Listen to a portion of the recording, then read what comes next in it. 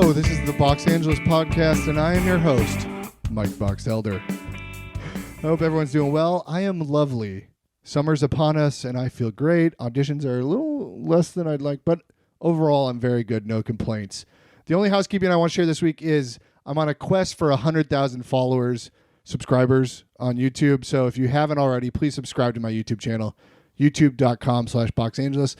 The numbers are really bumping up. We're getting up there. We'll hit 100K before no time, so keep subscribing. We've got a wonderful episode this week. Oh, I'm so excited to share this with you. Casting associate Gianna Butler. She works at Kazera Shevchenko Casting. They do all the Kenyon Barris shows, a bunch of half-hour comedies, really big office. Gianna's been with them for 8 years, so she's been around the block. She has great advice for actors. She went into the numbers with me. She was very patient with all my stupid questions about the slate shots and all that. This was a really good and insightful conversation. Gianna was a lot of fun. We had some laughs. She was really cool, so this felt like a really easy, cool conversation. I think you're going to dig it. I really do. So without further ado, I give you... My name's Gianna Butler. Hi, Gianna. Hi. I love that just threw you off. You have people say their names all the time, and that just really threw you off. No, a little bit. It did. Don't you have a performance background? Yes. That's funny. It's been a while since you slated your name. Yeah. I'm like, ugh. I actually I never ever did a slate. Like I was a theater arts major, and halfway through college, I was like, fuck this. That's hilarious. I don't want to do this anymore. That's really funny. I don't want to be an actress. It's tough. Yeah. It's a grind. Yes. But the slate is the easiest part, I think, from my experience. I mean, did I do an okay job? I guess you'll find out in a few days. Okay. Great. I can't wait. You know what's funny? Actually, let me sidebar. Okay. I always get shit because I'm going to do my slate for you, and I want a real slate feedback from you, okay? Some people think it's a little much, but I think it's me. Okay, I'm ready. Should I do it to you or to the camera? To me, always to me. Hi, I'm Mike Elder. I'm 6 foot tall, and I'm in Los Angeles. A little fast. That's what my manager said. It's a little fast. But I always do this smile where I'm like, at the end. That's fine. And that's just me. It's eager, unfortunately. We do want to see your teeth. Oh, really? Yeah. That's really important? No, it's not really important, but if you don't move your mouth a lot and then all of a sudden you do this and you're missing all of your teeth, it's like, fuck, we just hired a guy with no teeth. What if it's a swamp man role? Then even better. Then we found a guy with no teeth. Wait, I hate to just beat on slates. Do you watch slates? Do you guys like slates? Yeah. You use slates, yeah. Yeah, sometimes people do some fun stuff in slates. Okay. And I'm like, okay, that totally made me win you over. Yes. I love that. I love that you just told me that you went on this trip or whatever. You played me this song on a guitar or. Oh, seems like a little much though. I mean, we sometimes we do musical stuff. So really? Oh, yeah. This is you heard it here first. Oh yeah. Go big and bold in your slate. But wait, do you think I went too fast? You think a little? Really? Because I want to sometimes if you go too fast, I'm writing. If we like you, I'm writing that down. I'm like, oh okay, Mike. And how tall is he? And but aren't you doing it from a computer and you're just pulling and clicking and you're giving it a number 1 through 6 and you're tagging it there and you're ding dong and yes. Enjoy the slate. That's all I have to say. Okay. I don't think I normally do it that fast, but I try to enjoy it, and that's why I try to give that cheesy smile at the end. Because I'm like, hey, this is me. I'm just a goof. Yeah. That's fascinating. I talk about this in therapy. It's like I love that. The thing you give off. Talk about your slate in therapy. Well, we've done it in acting classes too, right? It's the idea that we did this in John Rosenfeld's class when I first got there, and it was a lot of people hated this, but I kind of liked it. It was literally before we knew anybody. We sat in a chair in the middle, and people spit out just their first impressions of you, right? Wow. And That's terrifying. It is for a lot of people. I found it enlightening, right? Because I get the same auditions time and time again, right? Yeah. It's like plumber, UPS guy. You know what I mean? Yeah. Commercially, it's like goofy dad. Typecast, yeah. Yeah, uh-huh. and that's part of this business. Yes. My headshot gives you a vibe. Sure. And so I kind of like that slate to if it's something where it's 2-line audition, I like the slate where I can be like, hey, I'm just a goof. Yeah. You know what I mean? like that. I don't know. It shows me who you are. Right. And that's what I try to do. Because a lot of these co-star auditions, you can't do that at all, right? When you say, here's your package, how am I supposed to show you who I am? Sure. I mean, it's still an important part, though. Oh, 100%. So. Wait, so you do watch every slate?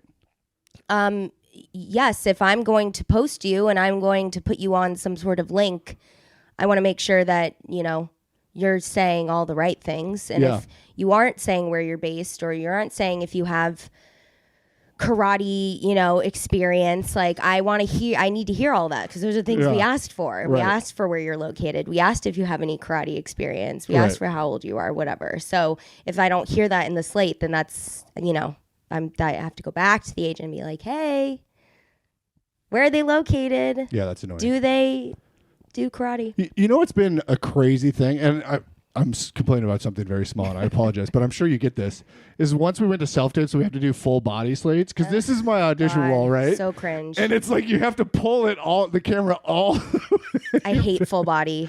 Unless it's like for a reason, I guess, but like I don't need to see the full body slate. Oh.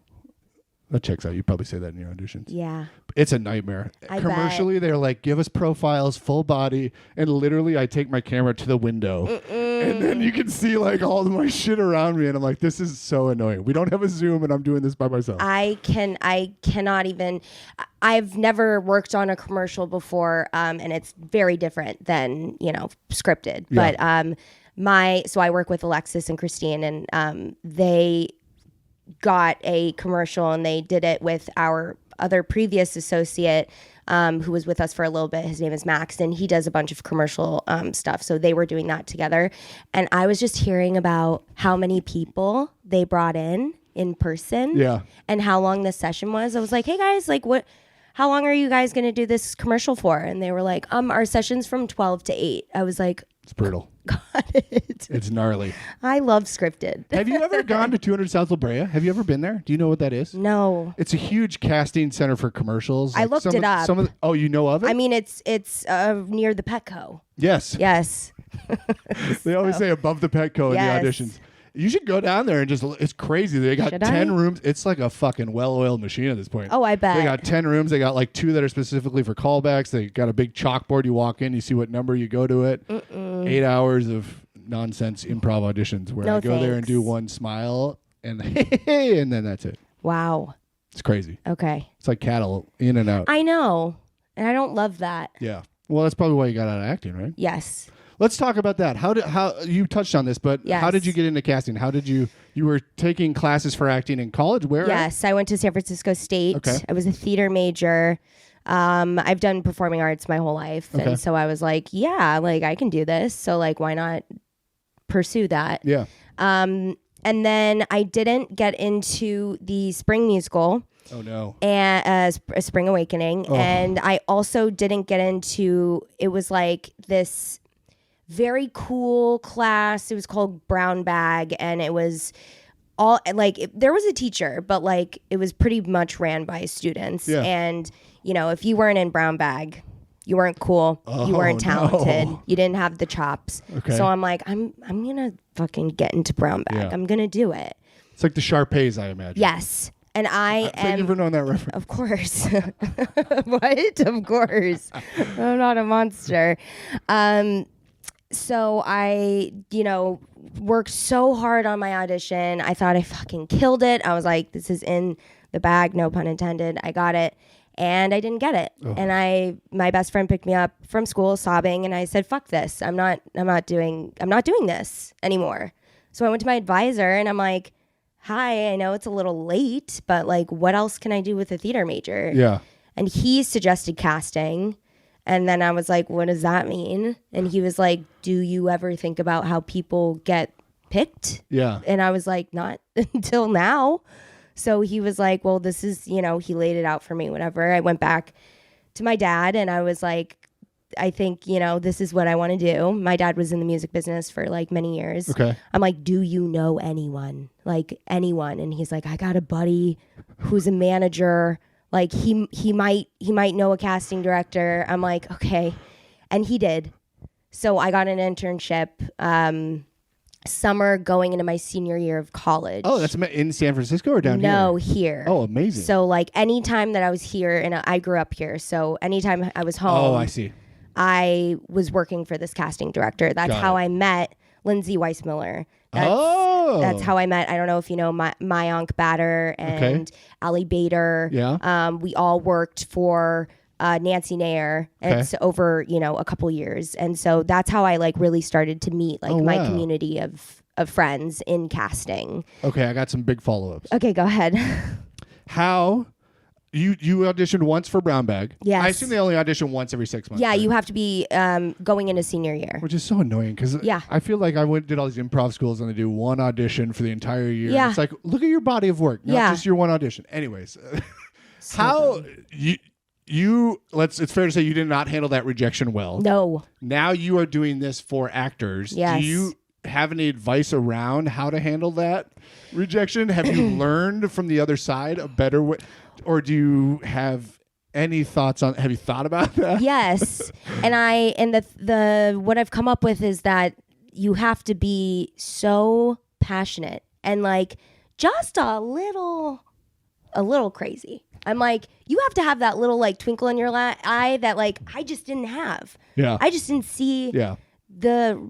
I take things so personally that like I'm working on that in therapy, but like I just was like, this is not the job for me. I know talent when I see it. I know if you can carry a tune. I know if you're off key. So I'm like, okay, casting I know what the actor is going through and I know how to treat them in a room. I know, what's going to make them feel better.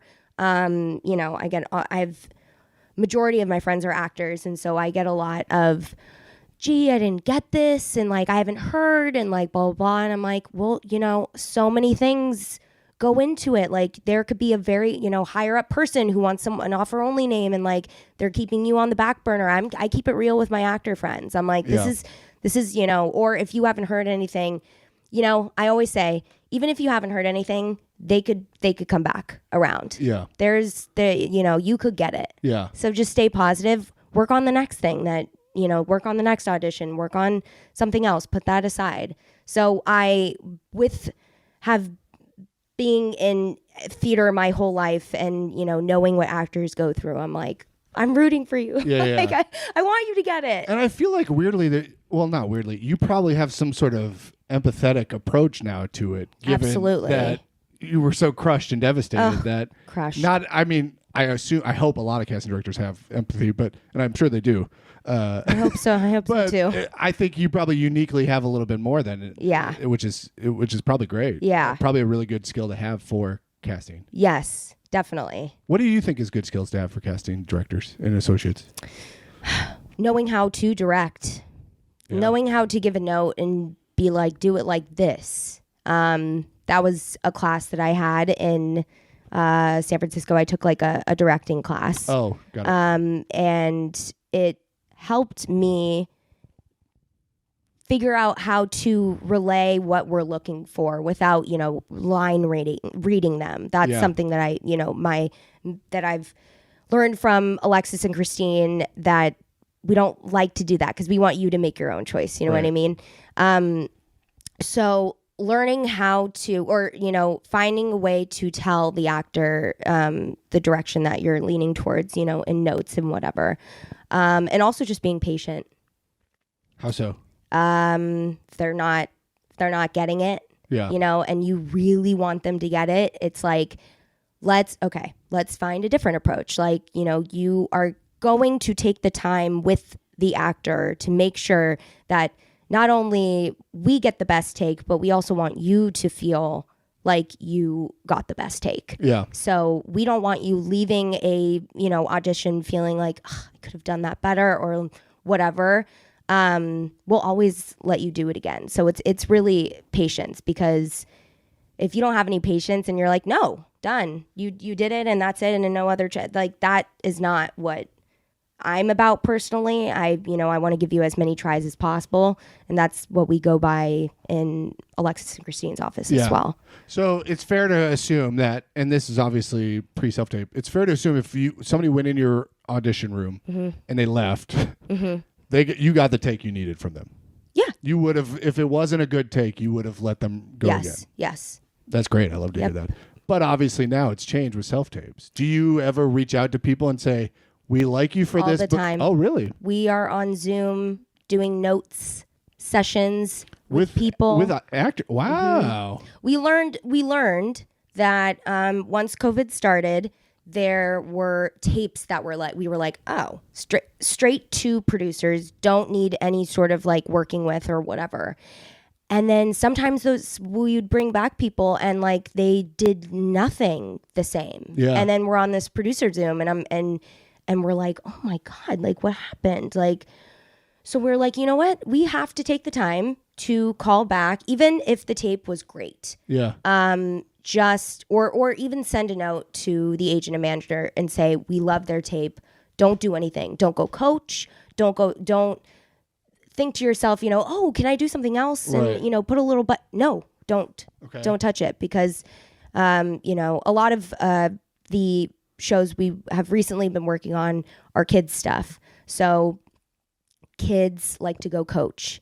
And, recently we've worked on a couple Disney projects and these kids, nowadays everyone's looking for a grounded performance. And so having them, they may have a great tape, but when we get them into a note session on Zoom, and then all of a sudden it's like, hey, Dad, how you doing? Let me think about it. I'm like, oh my God. She's really mannerism meaning the gesturing, the big broad choices. It's so different than what you did in your tape. Right. Why did we called you back for a reason. So you should stick to what you did in the tape unless we tell you otherwise. But so we've spent a lot of time bringing people back for notes, even if we see a glimpse of like, ooh, I liked that. Yeah. Let's see what they can do with notes. Wait, let me get a clarification. So let's say you're casting whatever, a co-star. Is it you did this for everything? Like a co-star? No. Just the main? Yeah. Character. Big like either recurring or if we're looking for series regulars. So the series regular, they would send in a tape for you. And everybody you sent to producers, you would do a Zoom call with before? We tried to. Unless they are an absolute pro. Amazing. And we've worked with them before or whatever. I kind of love that. Yeah. Because, we never know if we get sent to a producer. So I kind of love that that's an extra little feedback loop for these actors that, yes, you got sent on. You're doing something good. Or if, it's the next step to be brought to producers and then we bring them and we do the notes and we're like, never mind. That didn't work. Wait, that what do you mean? If we brought them for notes after their original tape, we liked something in their original tape, we bring them back for notes, and then it wasn't a total sell for us. Oh, I see. There are some Did tapes. you tell them that? No. No. But we do our best to get them there. Yeah. And then if I love this. if it just didn't work, then it was a pleasure to read with them live on Zoom with us, just casting for some notes. We wanted to play around. We wanted to meet you. Wanted to see if we could do anything different. And unfortunately, it's not what our producers are looking for. So it's sort of your version of like a self-tape callback. A little bit, yeah. I kind of love that. But like no pressure because it's just us. It's just casting and like we're just that's what you think. On our side, there's a lot of pressure, right? We try to make it as like casual as possible. Of course you do, but there's definitely pressure on the other side. I promise you. Wait, this is really interesting to me. So do you ever do this where let's say, I love getting into the numbers. Let's say for a guest star, you weren't doing these for guest stars, right? Only recurring. It depends. Okay, so let's say for a guest star. We've done it for a co-star. We've done it for a guest star. Okay, so let's just say for a guest star, you get 60 auditions? Sure. Yeah, that sounds good. Let's say you got 5 you loved, you're going to send off. You got another 5 that you're going to work with in a Zoom, and then another 5 that you think could maybe get there. Would you bring them in for a Zoom thing because maybe it was there? I think it depends on how many people we have liked so far. Yes, we have 5. We want to send 10. So if there's 5 people we love and then there's 5 we want to work with, if those 5 we worked with do great, then it's like, great, we have 10 people to send producers. But if those 5 people, maybe only 3 out of the 5 worked, then we go to the other 5 who we didn't totally love the tape, but there's something there. So maybe let's try and work with them. Or we go back through the however many submissions and put out more audition tapes to see if there's anything else out there. How many do you send to producers? I just interviewed Josh Ropiquette, your what do you call it? Fellow casting associate. That wasn't the word I was looking for, but yes. And he said they sent like 15, and I was not aware of that. I always was under the assumption it was under 5. No, God, no, under 5. It's like, what are you guys doing? Things I didn't know. I know. No, it's because as I told him, then what's the no offense? What's the point of you guys if they basically want to see every single audition? Well, because we're putting out 60 audition tapes, right. and we weed through those 60, and then we pick 10 to 15. Right, but what I'm saying is if I was the producer, I would trust that you're great. You have an incredible casting about body of work. Send me your 2 favorites and I'll decide. You know what I mean? That's kind of, I don't want to do the casting. They like to see choices. It's so funny. They like to see what's out there. Yeah. They want to make sure that we have read everybody. So 15 is like an accurate number. That's a great number. That's crazy. Yeah, that's a good. And sometimes we get feedback and it's like, none of these guys did it for me. Yeah. So, could we do maybe another round of audition tapes? And that doesn't happen often, but sometimes if they're looking for something super particular and it wasn't quite there, it's not exactly what they're looking for, we'll do another round. Yeah. That's so crazy. That's to me, that just makes it, and maybe, I don't know if this is your experience. To me, I always think what's in my control, what's out of my control. And what's out of my control, we've always been under the assumption if we get sent off, we've done it. You know what I mean? Yeah. We don't always know, obviously, but like that just makes me think if you get sent off, there's I know. There's so many. With 15 people getting sent off, right?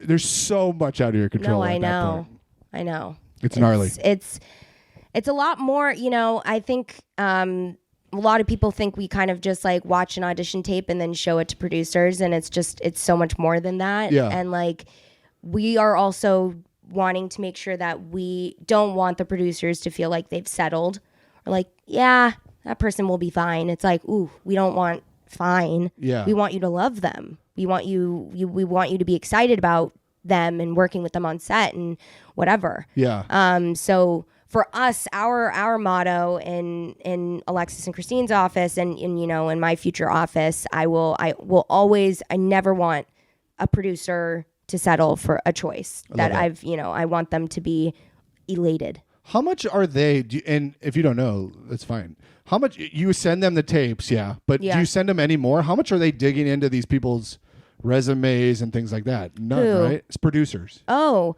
depends on the producers. Okay. Some of them are digging in and like. Oh yeah. Because you send it via Actors Access, yeah. Yeah, Breakdowns, Express, yeah. And so they theoretically have access to all of our. Okay. Yep. So they theoretically, like, because I'm always wondering, like, I'm in that stupid catch-22 where it's like, I can't get a TV credit because I don't have any TV credits. Mm-hmm. It feels like it's a weird, that catch-22. Yes. And it's like, how are they supposed to be on TV? How are we supposed to, break them in? Right. Yeah. And so does a TV credit, you think, I assume it does lend itself better to, like, if you have 2 people and the producer loves them both, they'll probably go with the one that's been on TV before?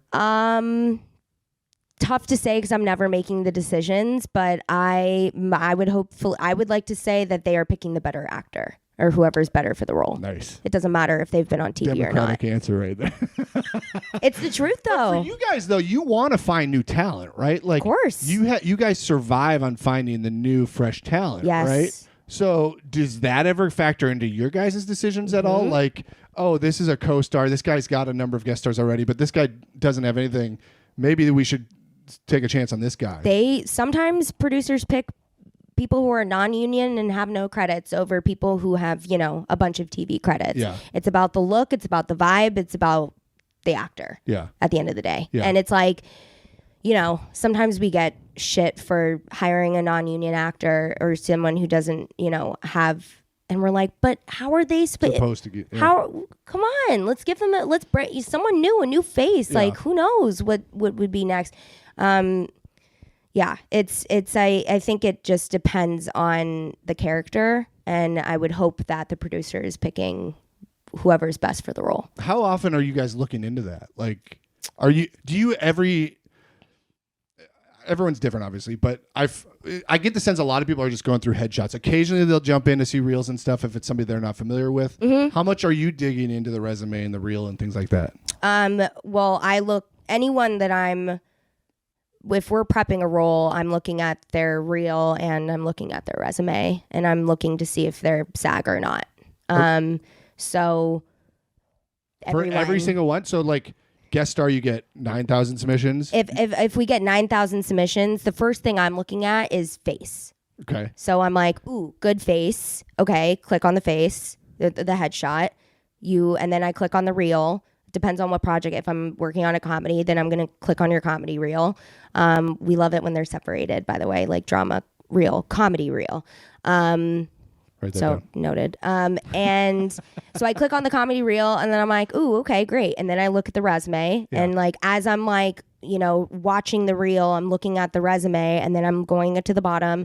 And again, depends on what we're looking for. But if it's, a special skill, I'm looking at their special skills. I'm looking at, training, if, they have to ice skate or whatever. And then, not all the time, but like most of the time it's better if they are SAG because then there's no fine and everyone's cheap these days. So. Okay, wait. So 9,000 submissions for a guest star. Uh-huh. Is there a filter before you start digging in? Like, do you take 300 that you like and then take those 300 and dive into them? No, we just go page to page.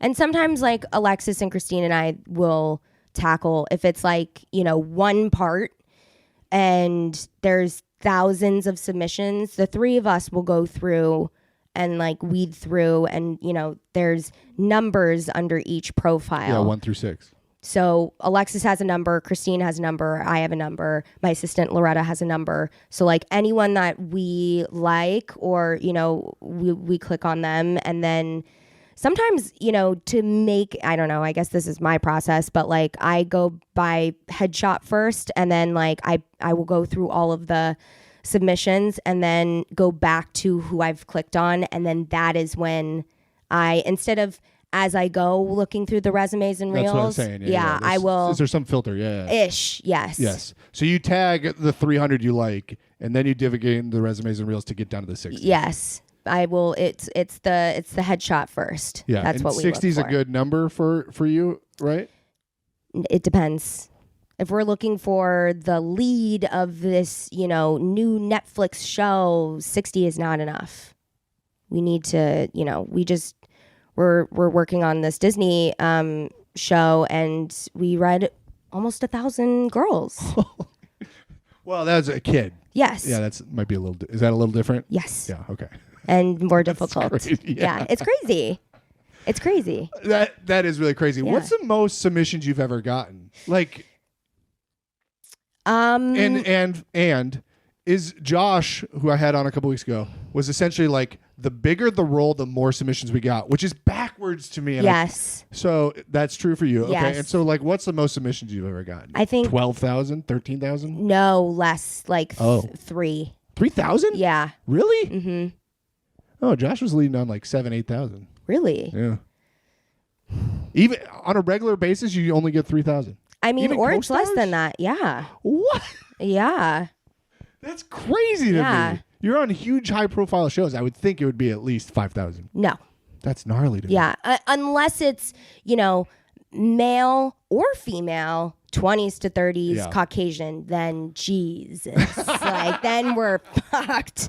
Then we're sitting there for a while. I'm like, you guys don't want to narrow it down at all if you want it to be male or female? No, it could be anything. Okay, any specific ethnicity? Nope, any ethnicity.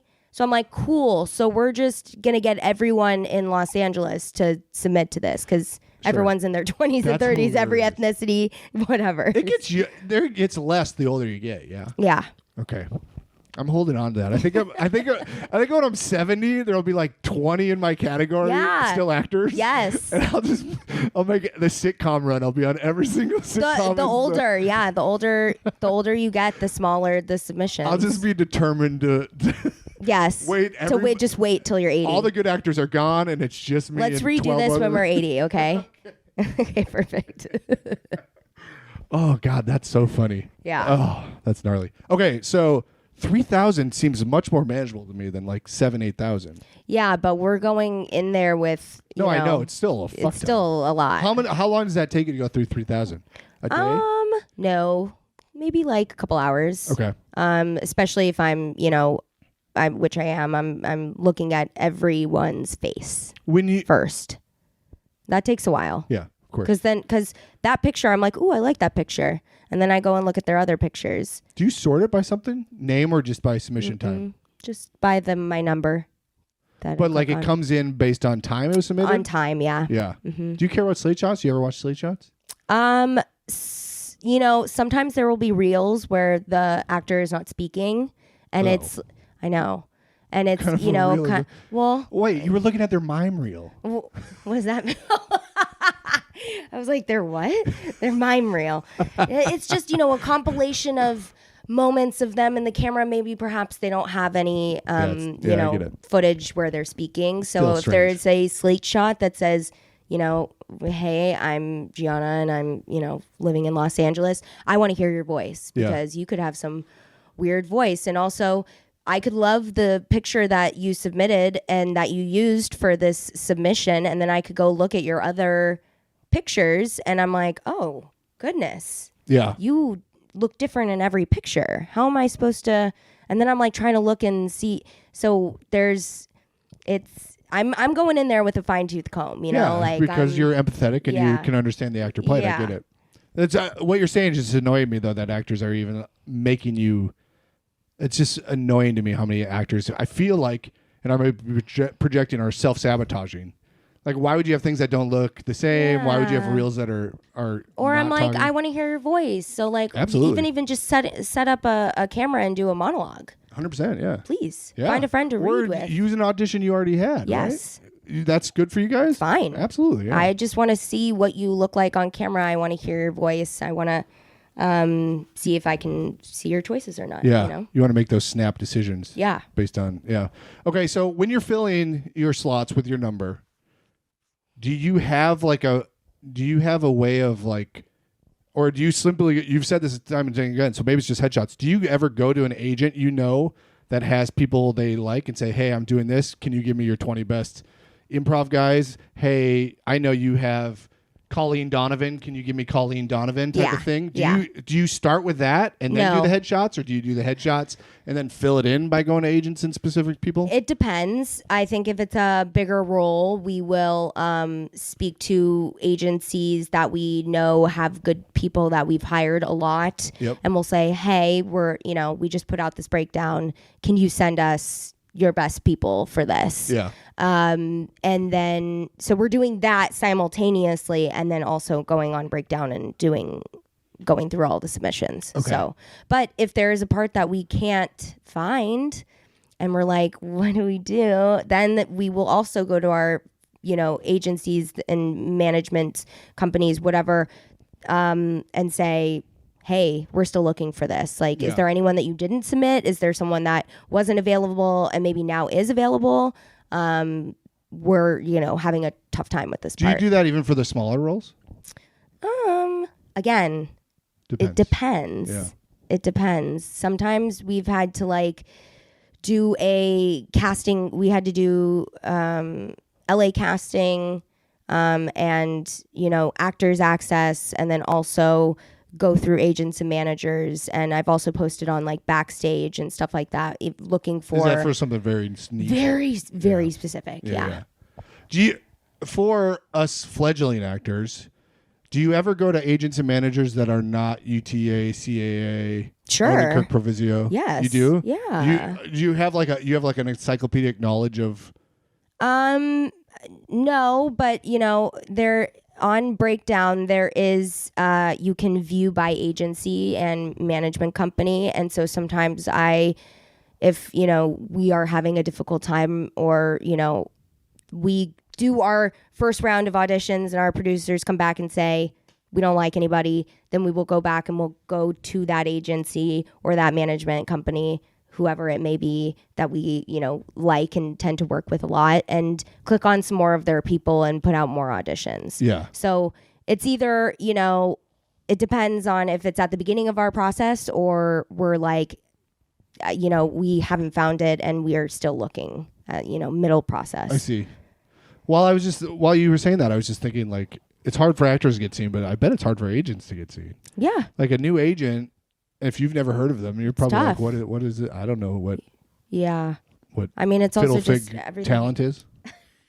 Everything is just so different now with COVID because, COVID's over, but I don't really like. I talk to agents and managers on the phone here and there, but not as much as when I was in an office with a office number. But you're still email pitching, Yes. So like many.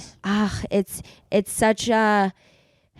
I do and I don't because, I want to see pitches on big guest stars and stuff like that. But for a waiter who says, "May I take your order?" You don't have to email me or pitch and then follow up an hour later. Oh, God. Yeah. We've had to email back and be like, hey. Do you toggle that? Are you like, this manager sucks? I'm not bringing in his people.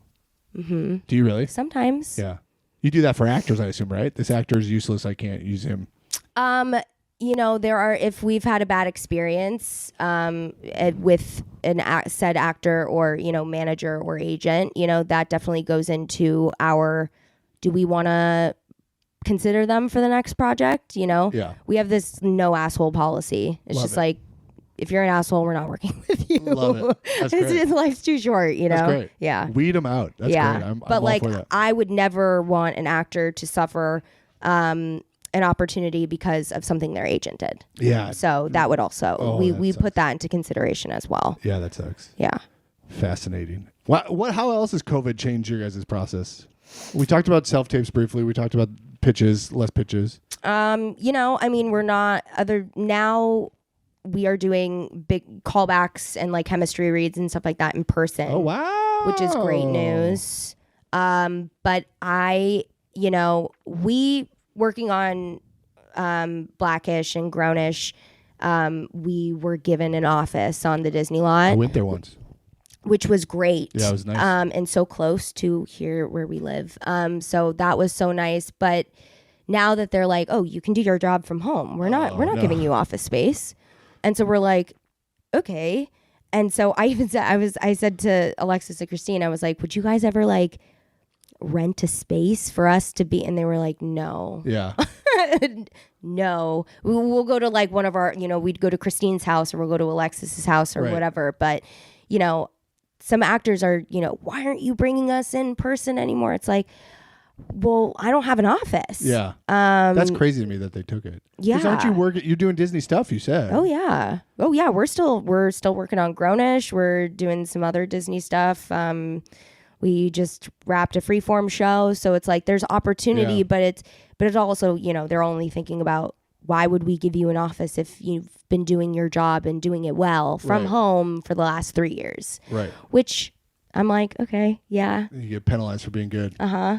Do you have a preference for in-person and self-tapes? Do you guys prefer in-person? Just because then you can do what you said at the top. I love it. I love it in person. Yeah. Just because I'm a people person, and a lot of people that we're bringing in, I'm a visual learner, and like when I like see someone in person and they like do a certain thing that I love, that I remember that. Yeah. Of course it's going to be tough to connect with someone over Zoom. Yeah. We've figured it out. We've figured out how to do chemistry reads and all of that stuff, but I don't think we are ever going to bring in, 50 people to say, may I take your order ever again. Heartbreaking. Yeah. I just don't think that that's in the cards for casting going forward, just because we can see 10 times more people doing self-tapes, and it's a somewhat of a easier, faster process. Yeah. Instead of weeding in however many people we're bringing in for a certain part, or if we're casting multiple parts, it's doing the self-tapes, it is easier, but there's a lot of pros and cons to both. Yeah. I feel the same way. It's like a lot of what I do is co-stars, right? And As much as I love Wendy O'Brien, she's great. Love amazing casting Wendy. directors. I don't want to drive all the way to Santa Monica Right. on Tuesday. Yeah, at you're noon. not driving all around town It's like anymore. 3 You know, hours. I Yeah. know. I can go to 200 South easy. Like Yeah. that's not that Yeah, bad. sure. But like to go all the way over there to say what's your order is Right. I don't want to do that. So I love that. But I too am a people person. I come from an improv background. I'm not getting feedback necessarily from you guys, but I feel like I am. You know what I mean? Yeah. I can get a vibe from the room. So yeah, I see both sides as well. It's a tricky It's tough. And an actor friend recently asked me, you know, how does an actor get on a casting director's radar these days? Yeah. Because you're not in the room with them. Yeah. And I said, you know, if you do a great audition tape, that gets you on my radar. Because I'm Yeah. like, that was a great tape. And I'm going to remember that. Yeah. That is, and yes, I watched so many self-tapes all day, every day. But when there is someone that I love, maybe they totally won't be right for this project, but then that keeps a Rolodex of, you know, oh, well, we're also working on this and they would be great for that. And like, I don't know how many times I've brought in the same actor on like the 3 different shows that I'm working on because I'm like, okay, you weren't good. You didn't do that. Okay, that wasn't for you. Let's try this one.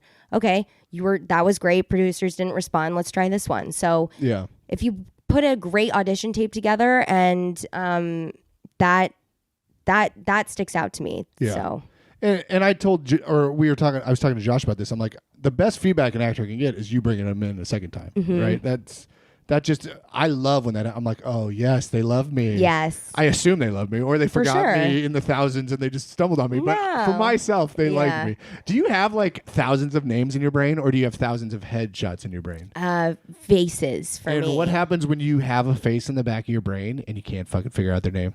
I will What do you go do? to Alexis and Christine and I'm like, okay, so the show that we worked on 3 years ago, where that person had to put that guy in a headlock and they're like, and I'm like, and we were sitting on the cat and they're like, oh, blah, blah, blah. And I'm like, yes. But like, I've also been working with them for 8 years. Yeah, but how often do all 3 of you forget it?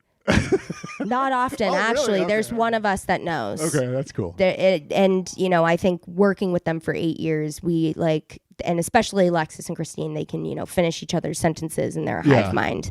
So, I mean, they've been working together for 20 years. So I don't know why this just made me think of this, but I had a roommate in college who worked at Subway in high school growing up. And like, he was like, I'm never going to forget what is on a sandwich. You tell me right now a sandwich, I'll tell you exactly what you put on it. yeah. And that's kind of what that just Yeah. this encyclopedic knowledge of It's weird. 40-year-old black women. Yes.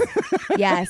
And then I go through my Rolodex of like what shows I worked on, of, you know, what character, you know, 40s black woman, that I'm like, okay, I worked on this show and we made a list for this character. So let me go look at that and review that. Yeah. And that may like spark some like, ooh, there was that one woman that we loved and we should definitely bring her in Yeah. or whatever. So it's always like a domino effect with that. Yeah. Let me selfishly ask you about co-star auditions. Sure. You mentioned earlier, like the key is being the best actor, right? Co-star auditions, you're probably not going to be the best actor. Or maybe you just look at whatever. There's a lot less in a co-star, right? Yes. First off, how many takes do you want of a co-star? 2 is nice. 2 or 3. Okay. Yeah. Sidebar? What's the cutoff for sending 2 auditions? 4 pages, 2 minutes? Is there What do you mean? like when do you not want two takes? I always want another take. Even if it's a 20-page? I what I'm mean, I think as an actor, you should have other takes, you know, on hand, because you send a take. Yes. Okay. Yes. If it's 20 pages, you send one. But If it's 4 pages, would you send 2? I literally just did a 4-page audition. yeah, we've gotten it. We've gotten like multiple takes on like long scenes. And sometimes, you know, even though you may like take 1, I may like take 3. I literally just had this conversation with my manager. I like take 1, they like take 2, and I was like, Yeah. "Can I send both?" And like, it might be too long. No, Interesting. always send. We love options, But I also because don't want to waste your time. Although, not are you wasting going my to? time. How often do you watch the entire audition? if I love a take, I don't know if I would watch the other takes. Even if you're just going through your 60 guest stars, how often do you watch the entire audition of all 60? The entire, for all of them? All of them, yeah. Even if somebody starts out and you're like, this guy's not going to get it? No, because they could do something at the end of the scene that I love, you know? It's like, ooh, beginning of the scene, yikes, like that wasn't very good. And then all of a sudden it picks up and you're like, oh, okay, cool. And then, if they send another take, I'm like, maybe that second take is better. And so then I watch that take and I'm like, it is better. I like take two. Really? So if you got 60 guest stars, 4-page auditions, 2 takes each, you'd watch the entire thing of everyone. Yes, because we need to be able to speak to that if our producers ask for it. That's beautiful. It's a lot of like sitting there and watching, but it's worth it. So you did say 20 pages, don't send 2. So there's Probably some not. sort of cutoff, right? Yeah. So it's like 10, I don't yeah, or 5 minutes maybe, like if the scene's 5 minutes, not? The thing is, I always, and this is just me personally, but I think it's important to have one version and another version where you do something a little different just in case. Yeah. For comparison. But this is just for you guys. Every casting director is different. Yeah. Every casting director is different. That's Can for I sure. ask something random? Does Alexis and Christine, I've heard the term the Russians. Yes. Is that mean or no, do they embrace it? They embrace it. Okay. It's because everyone thinks their last names are Russian. Well, Shevchenko. It's not. It's Polish and and Ukrainian. Okay. I've heard that term, so I didn't know if that was a derogatory term. No. I think Kenya came up with it, or someone. That's hilarious. Someone over Kenya at Bears. ABC, came up with it, and it stuck because their maiden names were Frank and Smith. Yeah, I'm like, you guys, seriously? Wait, back to the co-star stuff. Yeah. Okay, you want 2 or 3 takes. What stands out to you? What is good? What is bad? Like, how do you stand out in a co-star audition without being the guy that turns it into, a soap opera? A soap opera, yeah. I just like to see you do something a little different every take. Yeah. So if I see that you've made a choice in one take and then made a choice in another take, I like that. Yeah. It shows that you're not locked into a performance and that you would be easily directed on set. And those are things that I look for. If I don't see anything different in these takes, I'm like, doing the same thing. I don't know if I can put you on set. Right. Or if I do like you and I didn't see, I didn't see any difference in the takes and that they're being so specific about this part and we should work with people, then I would bring you back and see if you are able to take direction. Yeah. Yeah. It's so hard though to do because it's like. I know. Not different takes. Just do something a little different. No, that's easy. That's easy. But it's just one of the. Everyone knows this. It's like you just want to do something that can make it happen. Yeah. But you can't. Yeah. And you just have to trust your. You just have to trust. Instinct. You know what's funny is I just had Will Hines on. Do you know Will? Yeah. Okay, cool. I was asking him because he crushes those co-star auditions. Oh, right? yeah. He's in every TV show as that guy that walks in and you're like, oh, it's Will Hines. Right.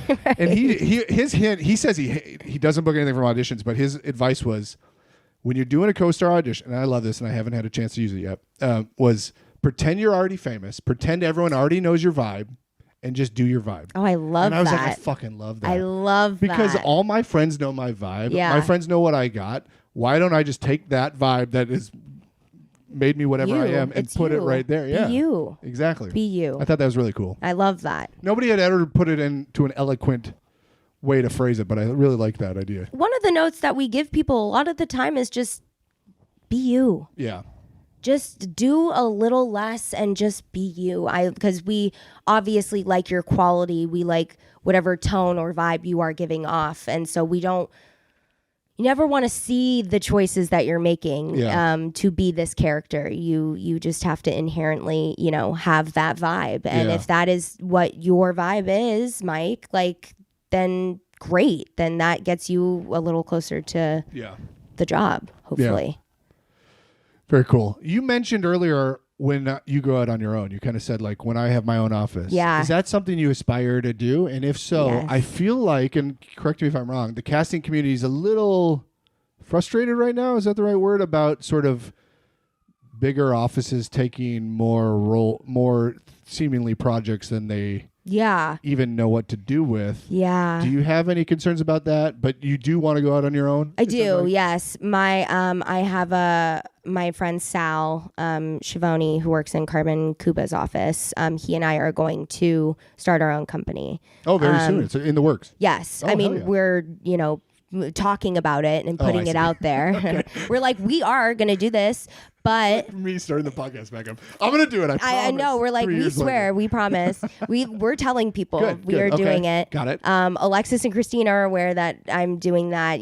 Carmen's aware that Sal's doing that. It's just about timing. Yeah. But I guess I'm not so worried about other casting offices getting, however many projects or whatever. Well, it's not even about them getting them. It's about you going out on your own and being able to get a little nibble. Yeah. Are you concerned at all about that? No. I'm pretty confident that, and maybe this will bite me in the ass when, in a couple of years when I have my own company and then I'm sitting here being like, I don't have a job. But I think it is a lot about connections and networking and knowing people. 100%. Yeah. So I do have a lot of actor friends who like to make shows about themselves or, do a short film or whatever. And Alexis and Christine have been so gracious to me by anything we work on. They are making sure that, this person, this producer, this executive, whomever knows me. That's very cool. And I'm making a relationship with them and making sure that I'm putting out my hand being like, hi, I'm Gianna Butler. Yeah. Like, I want to make sure, I don't want to like get lost in the shuffle because then all of a sudden you go out and start your own thing and it's like no one really knows who you are. So, I think Sal and I have done a nice job as, solo casting associates and putting ourselves out there and working with good people and working on good shows and making good impressions that I do think that he and I will, hopefully get lucky. Well, not lucky. You just said you put in all the work. Don't just validate all the work you put in. But a titch of luck on top of all the work you put in. And it's also timing. Yeah. It's the right project at the right time, being available and whatever. Well, I was just going to say, you've been with the Russians 8 years. I was going to say 10 years, Yeah. So, like, it seems like that's sort of... You mentioned Lindsay Weissmuller earlier. Yeah. I feel like she was in a similar thing where she had been with the same office for 8 or 9, 10 years. Yeah, she was with Nancy Nair for 7. Yeah, and she was like, now it's my time to branch out. Do my own thing, yeah. And she's killing it. Yeah. So... What do you think there's a ceiling to, like... casting associates, like the hierarchy is assistant associate director, right? So like I assume, and obviously this is said at something just everything there is to know at this point about being a casting associate. Yes. You've been doing it for so long, I would assume there's some sort of ceiling there. Yes. That you are at the top of your game. Yeah. And I've done stuff on my own as a casting director. Yeah, Real Bros, right? Yes, Real Bros. Yeah. Simi Valley. So which is smart. Do that on the little And it was great that Alexis and Christine allowed me to do that and supported me and mentored me. So that was, I'm like, thank you, because I think, Real Bros is probably the coolest show I've ever worked. It's funny. It's ridiculous. It's ridiculous in the best way. It's literally like my pickup line anytime like I'm trying to get a guy to date me. I'm like, well, have you seen the show, The Real Bros? Well, you also grew up out here. I did. It's got to feel. What high school did you go to? Well, so I didn't get into Notre Dame. Which is where everyone went. So isn't Campbell? What is I went to Laurel Hall, which was middle school. So that and then everyone either goes to like Notre Dame, big high school, or Louisville or Crespi. It's all Catholic private schools. Got it. So I for some reason didn't get into Notre Dame, which was my first choice. So I went to St. Genevieve, which is in the deep San Fernando Valley in Panorama City. So it really kind of hits you a little bit. Oh, yeah. It's a different area, but it really hits Definitely. That's funny. That's cool. I built character there, but that was... You what? I built character there. Oh, I was out of my... It was a trial for you. Well, it was out of my comfort zone. Here I am, like this little valley girl, going to all these, private Catholic schools. And yes, St. Genevieve is a private Catholic school, but it's not Notre Dame. You know what I mean? So I learned a lot, and I was very involved in like everything, which like if I went to a bigger school like Notre Dame, maybe I wouldn't have been so involved. Yeah. So I was a bit of a bigger fish in a smaller pond at St. John's, and I'm so glad that I went there. Very cool. Yeah. I always find it fascinating when people grow up here. Yeah. I was thinking, when you come up from flyover country, you just assume everyone flew out to L.A. and you forget about the people that grew up here. It's rare. How are you feeling? What did we miss? I wrote down notes and I didn't even look at them once. And we're almost to an hour. Do mess ups in auditions matter? If let's say, what matters to you most in an audition actually? Like, obviously now there's this huge thing with the word perfect. Like you can like every audition I get, it says hold your sides. We don't care, right? Right. Even my one-line co-stars, which I find hilarious. Well, we have to. I know, but it's still hilarious to read that, and I'm like, ooh, I got a meaty one. And anyways, what is like? So like, obviously you don't care about that. Obviously, it's not got to be word perfect always. No, never. Yeah. So what? I think it's just making smart choices. Yeah. About the character, about the story? Both. Okay. It's like, and it isn't so much like, oh, I'm playing a doctor, so I have to put on a doctor's outfit and like that's going to make my audition better. It's like, I don't care what you're wearing. Yeah. I mean, obviously put some clothes on, but like just because you're wearing a doctor's outfit doesn't like make you right for the role.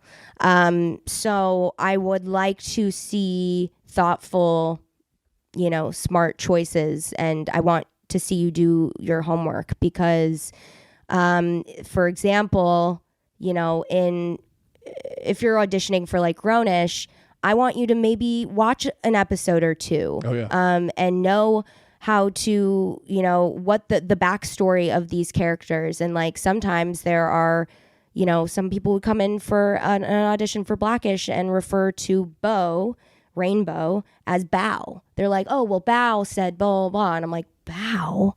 Did you not watch the show at all? Like her name is Rainbow and Dre calls her Bo. It's like, do your homework.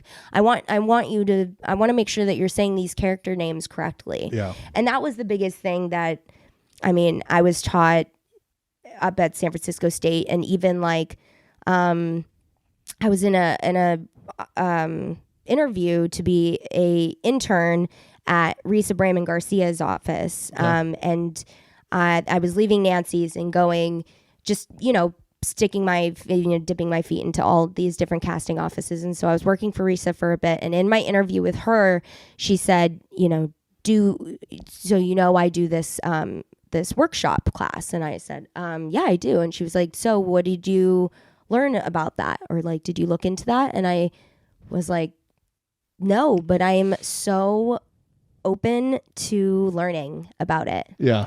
And she was like, so I'm going to give you a little piece of advice. Just like an actor, do your homework before you come into an interview. You should know everything about my workshop. You should know when I started it and who I do it with and how I get actors, to come in and whatever. And she was right. And, I was a mere, 23 years old, so I didn't look into her workshop before my interview. But you learned and you soaked it in. But I learned, and so then after that I said, okay, before I go into any interview and I learned this from Alexis and Christine, any project that we're meeting on, it's a form of an audition for us as well. It's like, I want to know the producers, what they've worked on, previous shows that they've worked on. Oh, you worked on this show? Did you know this actor? Cool, they're my cousin, whatever. Like, put those, make sure you know what you're reading for and what you're auditioning for or what you're interviewing for. Absolutely. That is just the biggest piece of advice. That's what makes a good audition. We found it. Yeah. I love that. I circled back, finally. I think this comes back to actor self-sabotaging. Like, to me, the most basic thing an actor can do is log their auditions. Mm-hmm. And like, I know when you've brought me in, when you brought me in last, I try to log all of that for like blah, blah, blah, blah, blah, information and all of that stuff. Yeah. Watching the show is just obvious to me, but yeah. I have a girlfriend who's like one of my best friends, and she, I've hired her on, we hired her on as a series regular for a show that did not end up getting picked up. Yeah. And since then, you know, we bring her in for roles that, you know, she's a guest star. She's been a series regular. I'm not bringing her in for a co-star. That's offensive. Like Yeah. And all, you know, she'll always like slip in little digs like, well, I haven't read for you guys since like last April. So, and I'm like, wait, you really think okay, first of all, okay, so you remember the last time you read for us. Geez. Also, there hasn't been anything for us to read you for. And she's like, no, I know. I just, you know, I haven't had an audition from you guys in like, you know, since April. And I'm like, well, you weren't right for anything. That's why we haven't brought you in. Crazy. It doesn't mean that we done. And she's like, I know. She always gives me a hard time, you know, whatever. But It's about her, not you. It's But like that for somebody when you guys have one show or whatever, you know what I mean? Like, well, yeah. what And is if we're only looking for kids, well, yeah, or like even if you're just doing Blackish, like Yes. how many guest stars an episode Not can a you lot. have that are exactly? and even Grownish, which is like, you know, not so much my age range anymore, but when we started it, you know, mid to, you know, early late 20s, that was, you know, even on that, it's like, you know, I can barely get an audition for her because things are so specific or to storyline or whatever. And also, you know, it's little pops of, hey, what are you doing here? It's like, I'm not bringing you in for that because you have been a series regular, you know? So it's you know, just because we haven't brought you in like so many months or a year or whatever doesn't mean that we don't like you or don't respond to you as an actor. It's because there hasn't been anything for you that you're right for. Yeah. Actors need to learn to control what they can control and let the rest go, which is brutal. It's hard, but I know it's doable. hard. It's doable. It is. Thank you for doing this, Gianna. You know, You're welcome. I first emailed you back in like 2019, so thanks for sticking with me and making this happen. Was it 2019? Yeah. Wow. Isn't that crazy? Okay. Crazy. Well, here we are. All right. Well, you got to end Slate now. Thank you, by the way. Thank you. And don't mess this up. Okay. Because I might not bring you back. And I am just saying Gianna Butler. What am I saying? And I'm Gianna Butler. Thanks for listening to this podcast. Listen to all of his podcasts.